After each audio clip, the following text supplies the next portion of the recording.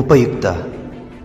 ಇದು ಕಲಿಕೆಯ ಸಾಗರ, ಕಲಿಯುವ ಮನಸ್ಸಿಗೆ ಆಧಾರ, ಕಲಿಯುತ್ತ ನಲಿಯುವ ತಾಯಿ ನುಡಿಯ ಎಂಬಂತೆ ಎಲ್ಲ ಕುಲಕೋಟಿ ಕನ್ನಡಿಗರ ಪಾದಾರವಿಂದಕ್ಕೆ ಶರಣಾಗಿ ಕನ್ನಡ ಭಾಷೆಯನ್ನು ಕಲಿಯುವ ವಿದ್ಯಾರ್ಥಿಗಳಿಗೆ ಹಾಗೂ ಶಿಕ್ಷಕರಿಗೆ ಉಪಯೋಗವಾಗಲೆಂದು ಸಿದ್ಧಪಡಿಸಿರುವ ಒಂದು ಮಾಧ್ಯಮವೇ ಈ ಉಪಯುಕ್ತ.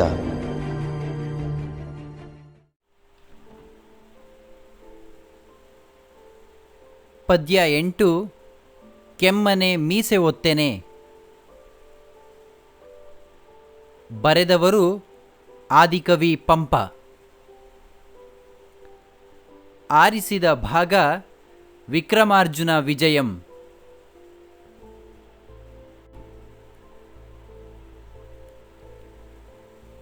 ಕೊಟ್ಟಿರುವ ಪ್ರಶ್ನೆಗಳಿಗೆ ಒಂದು ವಾಕ್ಯದಲ್ಲಿ ಉತ್ತರಿಸಿ.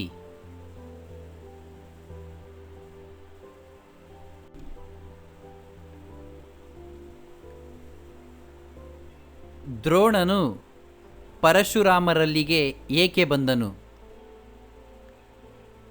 ದ್ರೋಣನು ಪರಶುರಾಮರ ಬಳಿಗೆ ತನ್ನ ಬಡತನ ನಿವಾರಣೆಗಾಗಿ ಸಂಪತ್ತನ್ನು ಅಥವಾ ಹಣವನ್ನು ಬೇಡಲು ಬಂದನು.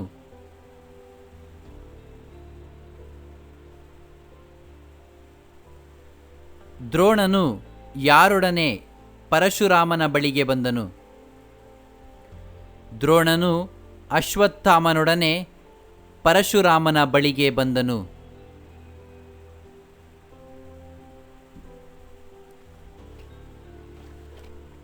ಪರಶುರಾಮನು ದ್ರೋಣನಿಗೆ ಕೊಟ್ಟ ಪ್ರಧಾನ ಅಸ್ತ್ರಗಳು ಯಾವುವು? ಪರಶುರಾಮನು ದ್ರೋಣನಿಗೆ ವರುಣ, ವಾಯವ್ಯ, ಆಗ್ನೇಯ, ಪೌರಂದರ ಮೊದಲಾದ ಪ್ರಧಾನ ಅಸ್ತ್ರಗಳನ್ನು ಕೊಟ್ಟನು.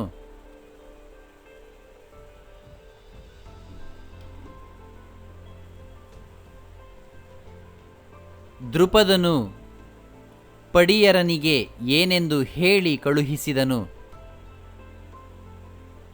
ನನ್ನ ಜೊತೆಗಾರ ಗೆಳೆಯನೆಂದು ಹೇಳುವ ಆ ಹುಚ್ಚ ಬ್ರಾಹ್ಮಣನನ್ನು ಹೊರಕ್ಕೆ ತಳ್ಳು ಎಂದು ದೃಪದನು ಪಡಿಯರನಿಗೆ ಹೇಳಿ ಕಳುಹಿಸಿದನು.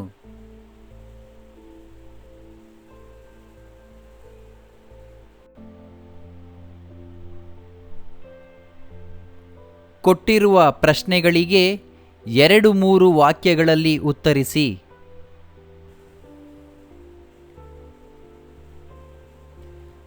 ಪರಶುರಾಮನು ಮಣ್ಣಿನ ಪಾತ್ರೆಯಲ್ಲಿ ಅರ್ಘ್ಯವನ್ನು ಕೊಡಲು ಕಾರಣವೇನು? ಪರಶುರಾಮನು ತನ್ನಲ್ಲಿದ್ದ ಎಲ್ಲವನ್ನು ದಾನ ಮಾಡಿ ತಪೋವನಕ್ಕೆ ಹೋಗಲು ಸಿದ್ಧನಾಗಿದ್ದ. ಅವನ ಬಳಿ ಚಿನ್ನದ ಪಾತ್ರೆ ಇಲ್ಲದಿದ್ದುದರಿಂದ ಮಣ್ಣಿನ ಪಾತ್ರೆಯಲ್ಲಿ ಅರ್ಘ್ಯವನ್ನಿತ್ತು ಸತ್ಕರಿಸಿದನು.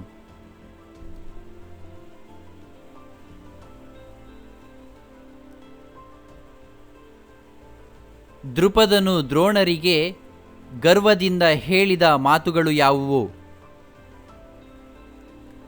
ದೃಪದನು ದ್ರೋಣರಿಗೆ, ನನಗೆ ನಿನ್ನ ಪರಿಚಯವೇ ಇಲ್ಲ. ಅರಸನಿಗೂ ಬ್ರಾಹ್ಮಣನಿಗೂ ಗೆಳೆತನವಾಗಿರುವುದನ್ನು ಎಲ್ಲಾದರೂ ನೋಡಿರುವೆಯಾ? ಮನುಷ್ಯರು ಹೀಗೆ ನಾಚಿಕೆ ಬಿಟ್ಟವರಾಗುವರೇ ಎಂದು ಚುಚ್ಚು ನುಡಿಗಳನ್ನು ಆಡಿದನು.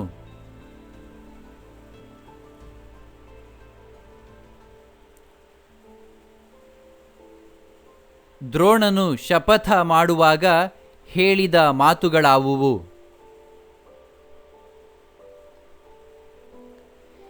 ಸಿರಿವಂತಿಕೆ ಬಂದವರ ಸ್ಥಿತಿ ಮದ್ಯಪಾನ ಮಾಡಿದವರ ಹಾಗೆಯೇ ಇರುವುದೆಂಬುದಕ್ಕೆ ಸಂಶಯವೇ ಇಲ್ಲ. ಅದನ್ನು ನಿನ್ನ ನಡೆ ನುಡಿಗಳಿಂದ ನಾನೀಗ ಅರಿತೆ. ಲಕ್ಷ್ಮಿಯು ಮದ್ಯದೊಂದಿಗೆ ಜನಿಸಿದವಳೆಂಬುದನ್ನು ತಿಳಿದುಕೊಂಡೆ. ದುಷ್ಟ ನೊಣಕ್ಕೆ ತಿಪ್ಪೆಯ ರಾಶಿಯೇ ಮೆಚ್ಚಿಕೆಯ ಸ್ಥಳ. ನಿನ್ನ ಪರಾಕ್ರಮವು ನನ್ನೊಡನೆ ನಡೆಯದು. ನೀನು ನಾನು ಒಟ್ಟಿಗೆ ಓದಿದವರು. ಈ ಭಾವನೆಯಿಂದ ನಿನ್ನನ್ನು ನಾನು ಕೊಲ್ಲಲಾರೆ. ಈ ಸಭೆಯಲ್ಲಿ ನನ್ನನ್ನು ತಿರಸ್ಕರಿಸಿ ಅವಮಾನಿಸಿದ್ದೀಯೆ. ಅದಕ್ಕೆ ಪ್ರತೀಕಾರವಾಗಿ ನನ್ನ ಶಿಷ್ಯರಿಂದ ನಿನ್ನನ್ನು ಬಂಧಿಸುತ್ತೇನೆ. ನೀನು ಗಾಬರಿಗೊಳ್ಳುವಂತೆ ಮಾಡುತ್ತೇನೆ. ಹಾಗೆ ಮಾಡದೇ ಇದ್ದರೆ ನಾನು ಗಂಡಸಾಗುವುದಿಲ್ಲ, ಅಥವಾ ವ್ಯರ್ಥವಾಗಿ ಮೀಸೆ ಹೊತ್ತವನೆನಿಸುತ್ತೇನೆ. ಹೀಗೆಂದು ದ್ರೋಣನು ದ್ರುಪದನ ಮುಂದೆ ಶಪಥವನ್ನು ಮಾಡುವಾಗ ನುಡಿದನು.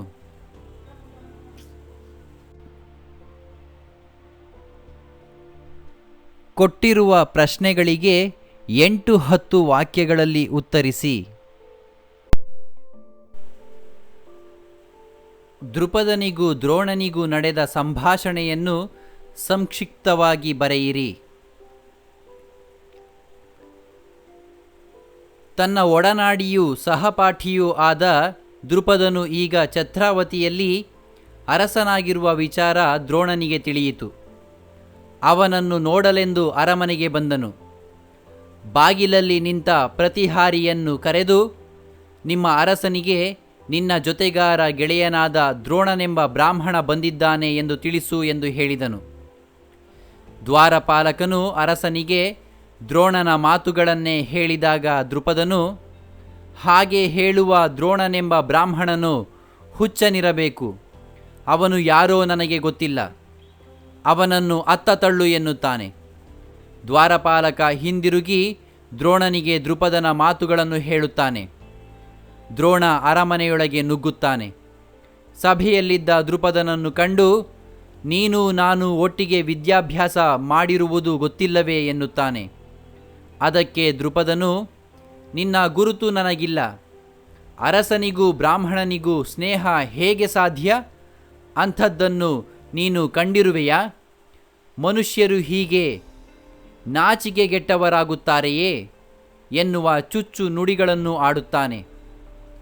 ನಾಚಿಕೆಯಿಲ್ಲದ ಈ ಬ್ರಾಹ್ಮಣನನ್ನು ಹೊರಕ್ಕೆ ತಳ್ಳುವಂತೆ ಹೇಳುತ್ತಾನೆ. ಆಗ ದ್ರೋಣನು, ನಿನ್ನ ನಡೆ ನುಡಿ ವರ್ತನೆಗಳೆಲ್ಲವೂ ಮದ್ಯ ಮಾಡಿದವರ ಹಾಗೆಯೇ ಇದೆ. ಸಂಪತ್ತೆಂಬ ಮದ್ಯದ ಪ್ರಭಾವವಿದು. ಲಕ್ಷ್ಮಿಯು ಮದ್ಯದ ಒಡನೆ ಹುಟ್ಟಿದವಳು ಎನ್ನುವುದೀಗ ನನಗೆ ನಿಸ್ಸಂಶಯವಾಗಿ ತಿಳಿಯಿತು ಎಂದನು.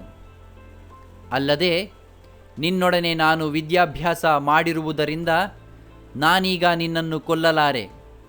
ನನ್ನ ಶಿಷ್ಯರಿಂದ ನಿನ್ನನ್ನು ಬಂಧಿಸುತ್ತೇನೆ. ಹಾಗೆ ಮಾಡದಿದ್ದರೆ ನಾನು ಮೀಸೆ ಹೊತ್ತದು ವ್ಯರ್ಥವೆನಿಸುತ್ತದೆ, ಅಥವಾ ನಾನು ಗಂಡಸು ಎನಿಸುವುದಿಲ್ಲ ಎಂದು ಶಪಥ ಮಾಡುತ್ತಾನೆ.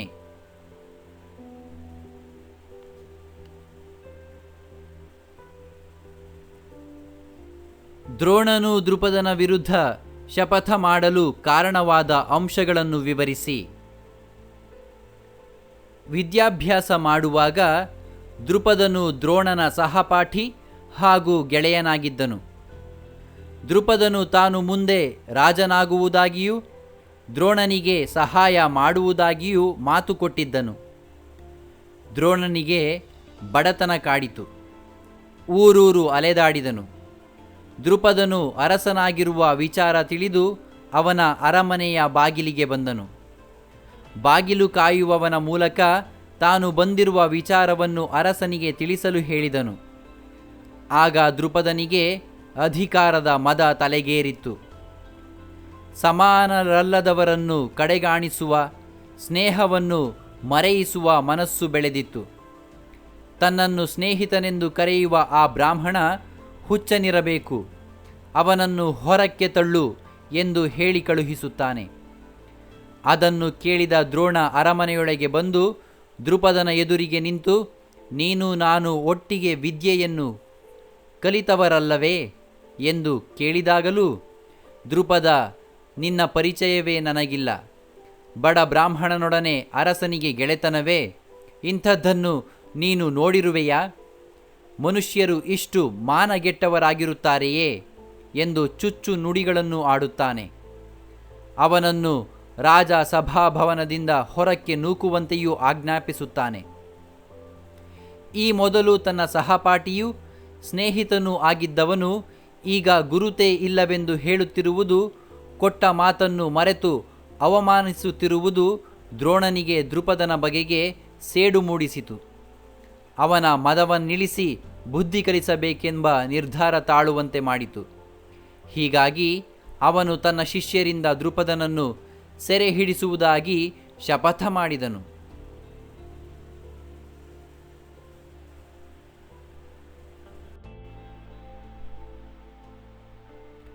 ಸಂದರ್ಭ ಸಹಿತ ಸ್ವಾರಸ್ಯವನ್ನು ವಿವರಿಸಿ.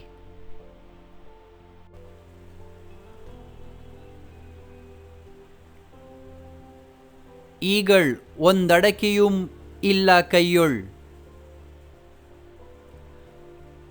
ಪಂಪ ವಿರಚಿತ ವಿಕ್ರಮಾರ್ಜುನ ವಿಜಯಂ ಕಾವ್ಯದ ಆಯ್ದ ಭಾಗ ಕೆಮ್ಮನೆ ಮೀಸೆ ಒತ್ತೆನೆ ಪದ್ಯಭಾಗದಿಂದ ಈ ಸಾಲನ್ನು ಆಯ್ಕೆ ಮಾಡಲಾಗಿದೆ. ದ್ರವ್ಯಾರ್ಥಿಯಾಗಿ ತನ್ನ ಬಳಿಗೆ ಬಂದ ದ್ರೋಣನನ್ನು ಕಂಡು ಪರಶುರಾಮನು ತನ್ನಲ್ಲಿ ಹೀಗೆ ಯೋಚಿಸುತ್ತಾನೆ. ಪರಶುರಾಮನು ತಾನು ಗಳಿಸಿದ ಸಂಪತ್ತನ್ನು, ರಾಜ್ಯವನ್ನು ದಾನ ಮಾಡಿದ್ದಾನೆ. ಈಗ ಅವನ ಹತ್ತಿರ ಏನೂ ಇಲ್ಲ, ಅಡಕೆಗೂ ಗತಿಯಿಲ್ಲ. ನಾರು ಮುಡಿಯುಟ್ಟು ತಪಸ್ಸಿಗೆ ಹೋಗಲು ಅವನು ಸಿದ್ಧನಾಗಿದ್ದಾನೆ.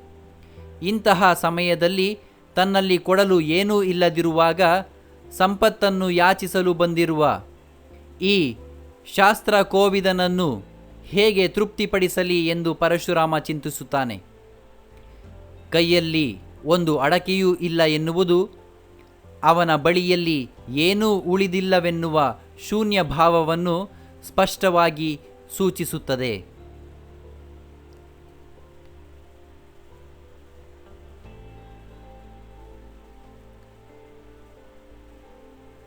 ವಿದ್ಯಾಧನಮೇ ಧನಮಪ್ಪುದು.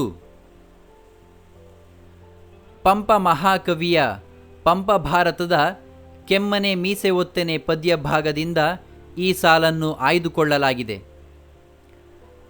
ಪರಶುರಾಮನಿಗೆ ದ್ರೋಣನು ಹೀಗೆಂದು ಹೇಳುತ್ತಾನೆ.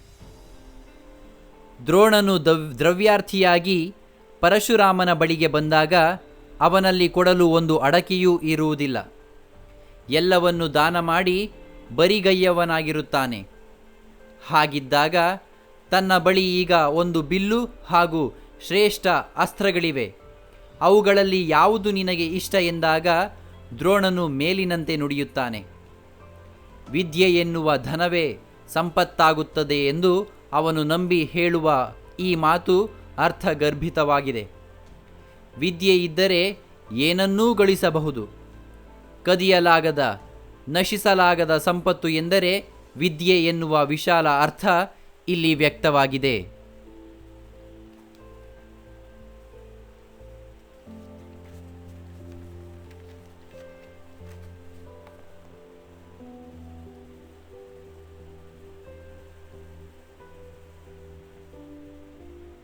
ಎಂತು ನಾಣಿಗರ್ ಅಪ್ಪರೆ ಮಾನಸರ್. ಆದಿಕವಿ ಪಂಪನ ವಿಕ್ರಮಾರ್ಜುನ ವಿಜಯಂ ಕಾವ್ಯದಿಂದ ಆಯ್ದ ಕೆಮ್ಮನೆ ಮೀಸೆ ಒತ್ತೆನೆ ಪದ್ಯಭಾಗದಿಂದ ಈ ಸಾಲನ್ನು ಎತ್ತಿಕೊಳ್ಳಲಾಗಿದೆ. ದ್ರುಪದನು ದ್ರೋಣನನ್ನು ಹಂಗಿಸುತ್ತಾ ಹೀಗೆನ್ನುತ್ತಾನೆ. ದ್ರುಪದ ಹಾಗೂ ದ್ರೋಣ ಇವರಿಬ್ಬರೂ ಗುರುಕುಲದಲ್ಲಿ ಒಟ್ಟಿಗೆ ವ್ಯಾಸಂಗ ಮಾಡಿದ್ದರು. ದ್ರುಪದನು ಈಗ ಅರಸನಾಗಿದ್ದನು. ಅರಸುತನದ ಅಹಂಕಾರ ಅವನ ತಲೆಗೆ ಏರಿತ್ತು. ನೀನು ನಾನು ಒಟ್ಟಿಗೆ ಓದಿದವರಲ್ಲವೇ ಎಂದು ದ್ರೋಣ ಪ್ರಶ್ನಿಸಿದಾಗ ದ್ರುಪದನು, ನೀನು ಯಾರೆಂದು ನನಗೆ ಗೊತ್ತಿಲ್ಲ. ರಾಜ ಹಾಗೂ ಬ್ರಾಹ್ಮಣನ ನಡುವೆ ಎಂತಹ ಸ್ನೇಹ? ಹಾಗಿರುವುದನ್ನು ನೀನು ನೋಡಿರುವೆಯಾ? ಮನುಷ್ಯರು ಈ ರೀತಿಯಲ್ಲೂ ಮಾನಗೆಟ್ಟವರಾಗಿರುತ್ತಾರೆಯೇ ಎನ್ನುತ್ತಾನೆ. ತಾನು ಅರಸನೊಂದಿಗೆ ಓದಿ ಆಡಿದವನೆಂದು ದ್ರೋಣ ಸುಳ್ಳು ಹೇಳುತ್ತಿದ್ದಾನೆ. ಮನುಷ್ಯರು ಈ ಹಂತಕ್ಕೂ ಇಳಿಯುತ್ತಾರೆಯೇ ಎಂದು ದ್ರುಪದನು ಅಪಹಾಸ್ಯ ಮಾಡುತ್ತಾನೆ.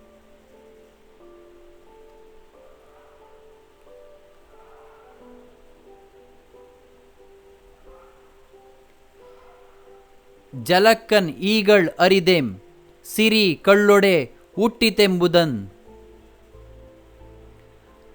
ಪಂಪ ಮಹಾಕವಿಯ ವಿಕ್ರಮಾರ್ಜುನ ವಿಜಯಂ ಕಾವ್ಯ ಭಾಗವಾದ ಕೆಮ್ಮನೆ ಮೀಸೆ ಒತ್ತೆನೆ ಪದ್ಯದಲ್ಲಿ ಈ ಸಾಲು ಬಂದಿದೆ. ದ್ರುಪದನ ವರ್ತನೆ ಹಾಗೂ ಮಾತುಗಳನ್ನು ಕೇಳಿದ ದ್ರೋಣನು ಹೀಗೆಂದಿದ್ದಾನೆ.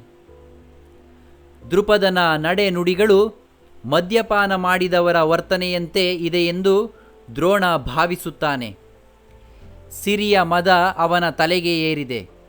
ಸಿರಿಯೂ ಕಳ್ಳು ಒಡಹುಟ್ಟಿದವರು ಎನ್ನುವುದು ಈಗ ನಿಸ್ಸಂಶಯವಾಗಿ ತಿಳಿಯುವಂತಾಯಿತು ಎಂದು ದ್ರೋಣ ಹೇಳುತ್ತಾನೆ. ದೇವತೆಗಳೂ ದಾನವರೂ ಅಮೃತವನ್ನು ಪಡೆಯಲು ಕ್ಷೀರಸಾಗರವನ್ನು ಕಡೆಯುತ್ತಾರೆ. ಆಗ ಚಂದ್ರ, ಕುದುರೆ, ಆನೆ, ಹಾಲಾಹಲ ಅಥವಾ ವಿಷ, ಜ್ಯೇಷ್ಠ ಲಕ್ಷ್ಮಿಗಳಲ್ಲದೆ ಲಕ್ಷ್ಮಿ ಮತ್ತು ಅಮೃತ ಇವೂ ಹುಟ್ಟುತ್ತವೆ. ಅಮೃತವೂ ಒಂದು ಬಗೆಯ ಮದ್ಯವೇ. ಲಕ್ಷ್ಮಿ ಮತ್ತು ಅಮೃತ ಒಡ ಹುಟ್ಟಿದವರಾದುದರಿಂದ ಅಮೃತದ ಗುಣವೇ ಲಕ್ಷ್ಮಿಗೂ ಅಂಟಿದೆ. ಸಂಪತ್ತು ಮದವನ್ನೇರಿಸುತ್ತದೆ ಎನ್ನುವುದು ನಿಜವೆಂದು ದ್ರೋಣನು ದೃಪದನನ್ನು ಹೀಯಾಳಿಸುತ್ತಾನೆ.